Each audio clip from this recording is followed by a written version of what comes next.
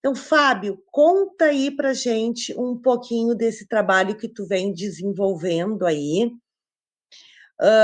e que é maravilhoso. Eu já, já pude, né, sentir esse trabalho do Fábio. Vocês hoje aqui sentiram um pouquinho desse trabalho, mas eu acho que ele é muito maior. Conta para gente um pouquinho, Fábio, aí, dessa tua caminhada. O que acontece? Eu acho que vale a pena antes dizer como é que eu imagino o que é cura. Então, para mim, cura tem a ver com você modificar seu campo energético. Eu acho que a gente vive num ambiente, assim, o mundo ao nosso redor e o nosso corpo, na verdade, é um grande sistema de mensagens. Então, a gente está o tempo todo recebendo mensagens para guiar a gente no nosso caminho, no caminho que a gente decidiu seguir. E quando a gente tem uma doença, quando a gente tem uma sensação desagradável no corpo, isso também são mensagens. As sensações agradáveis e positivas também são mensagens, mas quando elas são agradáveis e positivas, a gente tira para o lado. Quando o problema é que se incomoda mais e uma emoção, ou um estresse, ou uma ansiedade, ou uma depressão, uma doença física, a gente se incomoda muito. Quando a gente Ignis Cordis, que é o nome dessa técnica, o fogo do coração. O fogo, na verdade, é a simbologia do espírito, certo? Porque a gente, pelo menos, novamente, isso é o que eu acredito, mas o método não precisa que ninguém acredite para ele funcionar. Ele funciona independente da crença. É, então, eu acredito que a gente tem no coração da gente uma centelha, como se fosse a nossa alma, a nossa criança interior. Você pode chamar por vários nomes. E essa centelha divina, ela é uma energia real.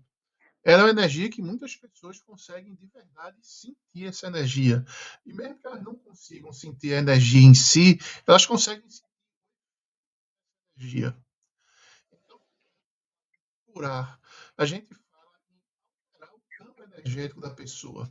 E quem altera o campo energético da pessoa é a própria pessoa. Você, na verdade, fornece o ambiente para que aquela alteração funcione. Então, é um processo de autocura. Você, ou seja, o cliente vai curar a si próprio. O papel do facilitador é o que o nome diz, vai facilitar aquele ambiente energético para que aquela cura, ou seja, aquela mensagem ocorra.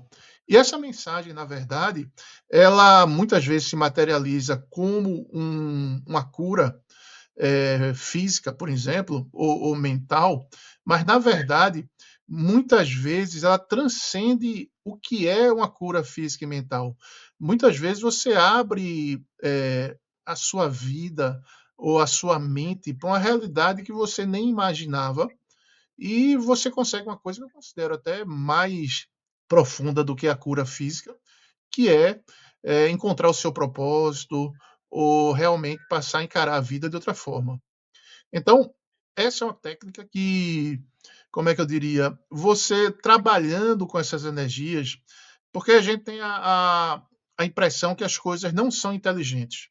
Mas as coisas, a gente é muito, assim, o ser humano, quando eu digo a gente, o ser humano é muito, a palavra técnica é antropomórfico, tipo assim, o que não é ser humano é burro, não pensa. Mas, na verdade, a natureza é uma coisa viva, certo? E a natureza pensa, e os animais pensam, as plantas pensam, mas as energias também têm uma inteligência. Então, é, novamente, se você quiser encarar do ponto de vista psicanalítico, você pode até esquecer a palavra energia e observar quantos diálogos internos a gente não tem. Então, quantas vozes ou quantas opiniões a gente não tem dentro de nossas próprias mentes.